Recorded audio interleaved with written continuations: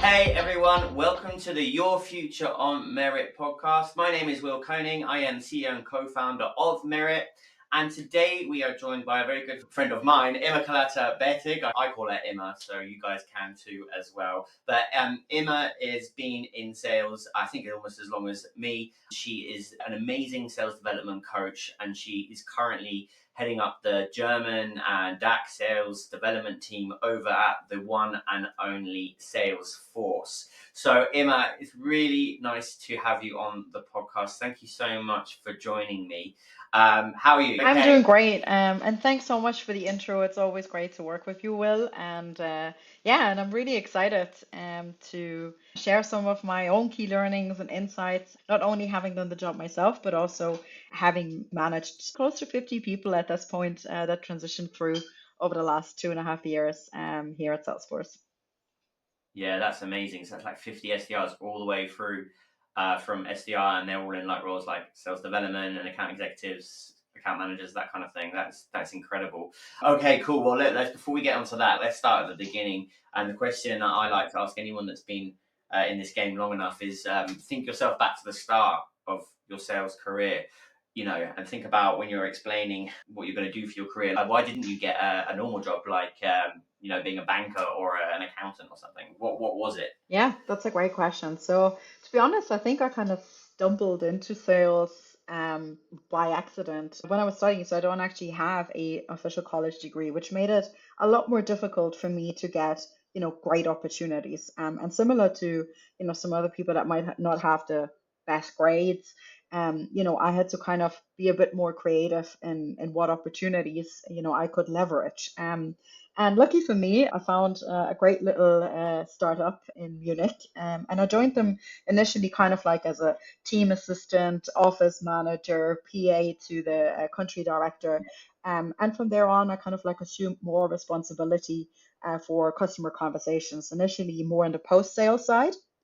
And then transitioning over to the Emerald Isle, where I really, really kicked off my sales career, joining the inside sales organization at Symantec at the time, so old school software Oh sales, wow, but yeah, absolutely fantastic learning journey. And from there on, built my career into the kind of like SaaS sales field. So I really kind of stumbled in it by accident, really discovering the potential of money you could make. But also the skills that I already had, and how I could put them into use in order to make that money. when you think back to those early days where it's easy to say now with hindsight that it was a great decision and stuff. It must have been challenging at the time. Have you got any insights you can share to anyone that might be like looking for a sales role now, for example? Yeah, I think one of the most difficult things that people don't understand is everyone is a seller. Everyone at one point has sold something to someone. Because selling is all about building a relationship with another human being. So this could be a friend, this could be your partner, your parent, where you had to influence them and understand, maybe objections that they had. So I think a lot of people don't understand how many skills they have built already throughout their life and normal everyday interactions, as well as through their studies or their educational backgrounds, or even in other roles that they can, quickly translate into what may be needed for a sales role. So I think there's a lot of kind of misconception around, sellers are like the, wolf of Wall Street, making pesky cold calls. And to be fair, there's a lot of them out there, but that's bad sales. If you focus on high quality sales, there's a lot of skill sets that most people already have that they can bring to the table. For sure. From your opinion, you're working with SDRs all the time over at Salesforce. What are those core skills? Like, what are those traits? What are you Yeah, looking for? that's a great question. And I do want to give credit. This is something that my director, when I joined Symantec, said she was always looking for five traits in people. She was looking for people who are smart, who have drive, who are resilient, have integrity, and are hungry. And these are the kind of like five traits that at the time I didn't really understand what she meant by, but these are five traits that I think are absolutely necessary for you to succeed in a sales role long term. And by smart, it's not necessarily Mhm. book smart, it's more the resourcefulness and understanding how you can influence other stakeholders, because sales is very much a team sport. So you need to understand where to go to for what information and who to loop in at the right time, in order to move the needle, whether that's in sales development or whether that is in sales. Yeah, it's so interesting, isn't it? Because I've been selling since, I don't know, about 2006, 7. How long have you been selling Um, for?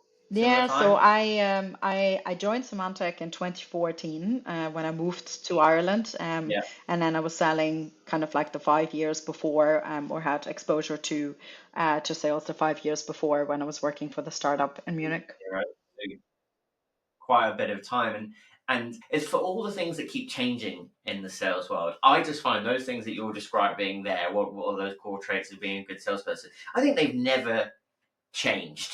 There might be a different flavor, a different word, a different taste. Us, we look for grit, which is kind of what you're talking about in different ways. I mean, do you think the same? Yeah, I think when it boils down to anything that is happening, and we've seen a lot of change, particularly in the last 10 years, with cloud, kind of like picking up SaaS sales, kind of like leading the way, and now, the next revolution is going to be AI. But Yeah.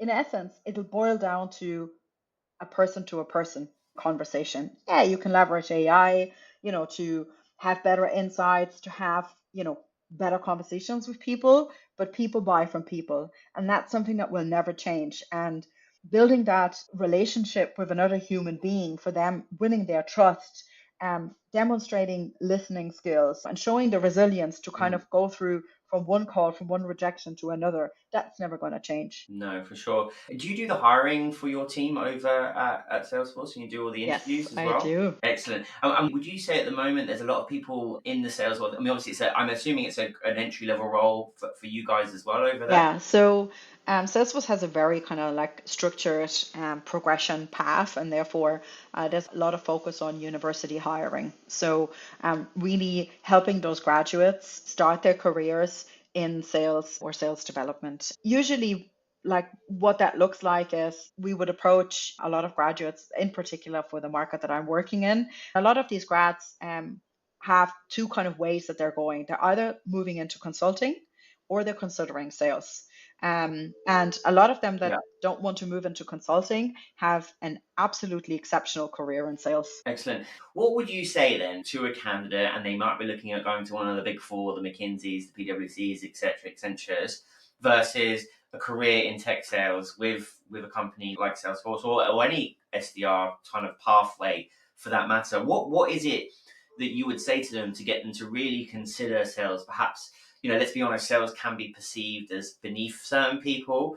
It's not necessarily like the chosen career path. What would you say to that candidate to really help them make that decision to come into And sales? to be honest, the team is really doing most of the convincing. And we just map out, what the process usually would look like, or what the career progression usually looks like. And one thing that most of the candidates and the ones that we hire into the role, always what stood out to them compared to, maybe other industries, is the fast career progression. So there's a really very clear structured path, with very clear kind of timelines attached to it, where you progress from BDA to SDR to BDR to AE.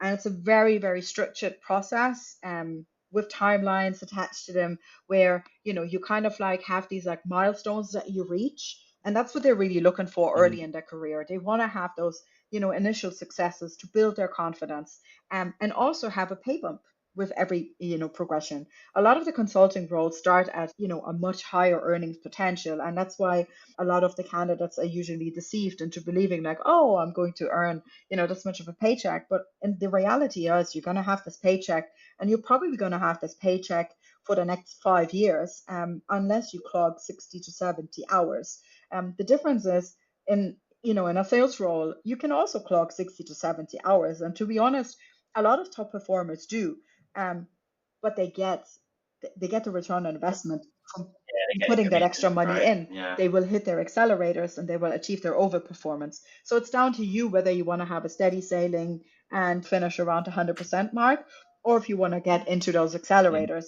And it's all about working smarter, not harder. So leveraging AI is your best friend in these cases, to be honest. Yeah, absolutely. I'm absolutely loving all the AI tools as long as they enhance me and not replace that human to human connection. I think we're in a really really exciting place, and I think those will be the AI platforms that do really really well. That's really cool.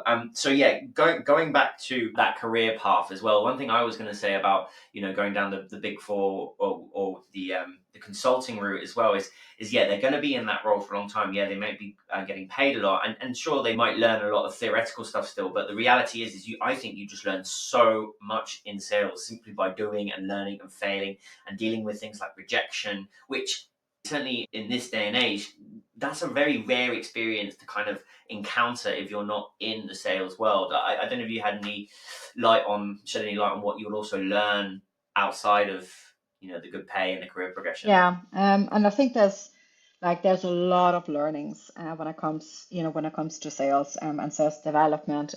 Just to give you a high level example, we've set up a team kind of workshop for this Friday, and I'm working with one of my peers who's an e-disc instructor. I'm not sure if you're familiar with the disc profiles, like the dominant, influential, steady. We're running this workshop to help the teams understand, hey, what are my strengths? How can I play towards my strengths? And where do I have areas naturally based on who I am that, I could try and tackle? So it's not only just about the career progression and learning about the product. Salesforce is, the leading CRM platform, but it's more about the personal development aspects. And this is what really excites me, where you get people who don't have the confidence yet. You have those initial discussions and conversations around coaching them to have a growth mindset and coaching them to achieve excellence in a particular area. And then they kind of progress and they see, results, and they can connect the dots and they start building that confidence. And your mentees become your mentors. They will provide new insights to me as their managers, or a former manager. And that's what I love, being part of that journey.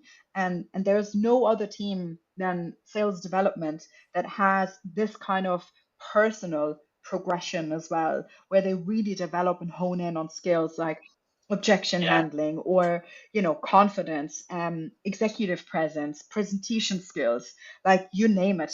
All of these are key traits for them to be successful as account executives, and this is what they learn in sales development. Yeah, and that's so true. And I think you learn it more because you're dealing with the market forces, which means it's not always clear cut. So, that environment which they're in, they do, you're right, they learn presentation skills, they learn how to communicate, they develop their confidence, they develop their grit, they develop their resilience. And I just think there's no real profession that does that. And I totally resonate with what you're saying around those formative years, and they really do relate it to you. That's one of the things I love from my days of running SAS Leads Academy. My cohorts that I work with, they still call me like almost every week sometimes, you know what I mean? Where we're still, frankly, friends in many respects now, where they go, if it wasn't for you, I wouldn't be earning the six figures that I am today, which is often the goal that these SDRs have to, I want to earn the six figures, I want the big bucks, I want all of that. But I think there is that disconnect between what you've got to do to get Yeah. there. You know what I mean? And it's your job as the coach to kind of get them through. What Yeah, do you think? absolutely. And it is hard. Like, it is hard for people coming, like, a lot of the talent that we get in, they come from top universities. So they have a really, really strong academic background. None of your academic results will matter in sales, because it's really all about your soft skills and how you can leverage some of these traits. It can be very painful to come from a strong kind of like academic background and then be humbled very quickly, with not being able on track. In particular, like those first kind of 3 months can be absolutely game changing. And that's why grit and resilience is so important, because you need to push through. I always explain that to my team. The area where you feel uncomfortable, where you feel like, I'm not cut out for this. I'm like, that's the sweet spot. That's what you need to hit, because this is where growth happens, where things are hard, where you're almost going to give up. And then you push through, and you will get out the other side better. On And the other and that's side. when, once they Yeah, get through this phase, like that's when the magic happens, because that's when they start believing in themselves, and that's when they kind of understand the importance of a growth mindset and understanding like, okay, this is challenging. What do I need? Let's take a step back. And this is where coaching really is helpful, because you help them to reflect on their own performance, on where they might have gaps, and then you just help them identify, right, what could help you in these situations? Who could help you in these situations? And they come up with all their plans and Mm. answers themselves. They need very minimal hand holding. They just need to be asked the right questions, similar like our prospects. What I used to call the pit of despair. And you get the SDR come to you and they be upset, like, oh, well, it's not working. You've seen it all the time. You're like, oh, don't worry, you're going through the pit of despair. I know exactly where you are, and they can't see it. Now, I'm obviously a coach. You're obviously a coach by trade as well. Did you know the average salary for an SDR is between £28,000 and £32,000? That's one of the highest entry level jobs out there. The trick is standing out from the crowd to get that role. And with Meritt, we make that possible for you. So all you need to do is upload your CV and our AI will build your profile and match you with top companies in seconds. Then ace our video interviews to show off what makes you unique. Don't just apply, get noticed and get hired. So visit Meritt.io today and take your first step towards a high-paying SDR role. Remember, your future is on Meritt. What would you say to the SDR right now that is going through that pit of despair, so to speak, that lull period, that perhaps doesn't have a great coach like yourself, or hasn't got the support around them? Can you give them something practical that they could take away today? If you don't have the funds to fork out €100, €150 an hour for a professional coach, and you don't get Yeah. that kind of level of support within your organization, you can also coach yourself. The very easy is the Grow methodology. There's a book you can get on Amazon, I think, for $20, and it has a list of questions that coaches would use. But basically, the Grow methodology is a scalable format that was designed in order to support more people or companies predominantly to leverage the benefits of coaching. But you can also coach yourself with it. So if you don't have access, be that coach for yourself and ask yourself the hard questions that you might not want to ask yourself. But in essence, GROW stands for goals, reality, options, and way forward. So it's really going through, what are my goals? Where am I right now? What options do I have? And what next steps will I put in place for myself in order to Yeah. achieve my goals? And it's a bulletproof way. And if you're familiar with the book, it will have, a lot of the historical aspects, but it has a lot of direct techniques that you can implement today. So I would definitely recommend invest that $20. Yeah, no, that sounds like a good $20 investment. So let's just recap there. So that's the Grow methodology. So that's, what are my goals? Remind me on ours. What were R is ours? for reality. So what's the status quo? Where am Reality. I right now? What's blocking me? Why am I not achieving what I'm trying to achieve? And O for options. So what options have I got that I can actually do because of what's actually Yep, available to me? And then I'm going to choose a way forward. Is exactly. that right?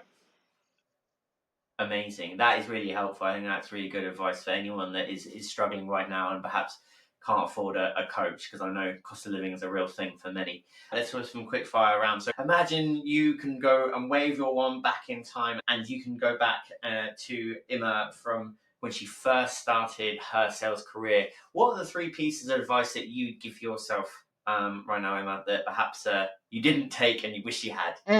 Yes. So the first one I would give myself is, sales is a numbers game. So everything is based on an analysis. So understand what are the relevant KPIs for you, and understand how to influence them. So that's rule number one. It really is just plain math. So for those that don't know, KPIs are key performance indicators, right, guys? So an example of that would be, how many calls do I need to make, basically. Yeah. Exactly. The second one Yeah. is, get a coach, get someone who is going to ask you the hard questions, or coach yourself if you don't have the funds. And the third one is, and I think that is absolutely fundamental, get a mentor. Get someone, Yeah. I was about to say, if you can't get a coach, get a mentor, right? I've had so many. You got to find out what it is that you are lacking. So do some, behavioral analysis. There's a lot of free content out there that can highlight to you what your strengths are, what your areas to develop are. Be specific in your ask and identify mentors who can help you. Ideally, you should have two or three Yeah, mentors, but definitely get one person who's done the job before, who can provide insights into what they have done. It might not work for you because everyone is different, and this is where coaching comes into play. But you need someone who can kind of show you how it's done. totally. 100%. I mean, I couldn't agree with you more when I think about it. You've got to know your numbers. You've got to know that reality, so to speak, of where you actually are and what you need to achieve. Coaching, when I think back to some of the coaches that I have, whether that's, from my career, or even, I have therapy for myself, which is almost a form of coaching. If I didn't have that space, a safe space, so to speak, to talk about my challenges and to grow, I think it would have been much harder. And then, of course, when I think about my mentors, I've got more than three, right? That I know I can pick up the phone to morning, noon, and night and say, hey, I've got this problem. That has got me through so much, and I think that's really, really fantastic advice. The one thing that just came to mind there as well is sales can often be seen as a lone wolf kind of thing, right? Which you and I know it's not, but I think to someone that was looking in, they'd think this is a a solo sport. But I think it just really highlights that you shouldn't be on your own in sales at all. In fact, it's the opposite, right? You're in a big team, you work with Salesforce, but also as an individual, you need to have that kind of team around you of these wonderful people that are going to support you in your growth for your personal and professional development, right? Absolutely. And you can achieve so much more as a team. And that kickoff that we're planning for this week, Friday, that's going to tie into that aspect as well, because everyone has different things that they can bring to the table. But it's putting it all together and having one mission and one way forward where everyone will contribute towards that. This is really Yeah. where the magic happens, in any sales or sales development organization. Yes, you can have some lone wolves who might be performing, but honestly, the most successful people, they operate as one high functioning team. Yeah, 100%. It's so true. Amazing. Well, the other thing I would say, guys, anyone that is looking for an SDR role, I would try and find a manager like Imma here, because I think that really also shows, having someone like that that's going to invest in your time and develop you to be the next version of yourself is something that is, well, that's it. No one wants to be an SDR forever, or very few, I should say, want to be an SDR forever. It very much is that role where there is usually a next step, right? I love to ask everyone this, our little quote corner. What is your favorite quote, and why? I think my favorite quote is "Be the change you want to see in people." I think this is my favorite one, just because we often talk about how we want to do things better or what could be better. We all like to have a little bit of a nag, but this is why really I love that kind of trailblazer mentality at Salesforce as well. There are Yeah, those kind of people who will blaze that trail, who will just say, there is a better world out there. There is a better future. There is a better path. And it just takes one person to walk it. So be that change. Start walking that path. It's going to be a lonely path in the beginning, but before you know it, there's going to be others that will follow along. So, yeah, be the change you want to see in people. it's such an important thing, isn't it? And I think it aligns with what you're talking about, the importance of integrity as well, right? If you're not prepared to do the thing that you want to see in other people, that does mean that you might be lacking in integrity. I mean, we call the Yeah. business merit, right? So, I obviously very much believe in that, because you've got to do things on merit, right? And integrity is so much part of that. Imma, this has been amazing. This is now, of course, we are all salespeople here. So this is your moment to sell yourself. Who are you? Give us a plug. What do you want to talk about? This is your moment Yeah. to shine. Sell, sell.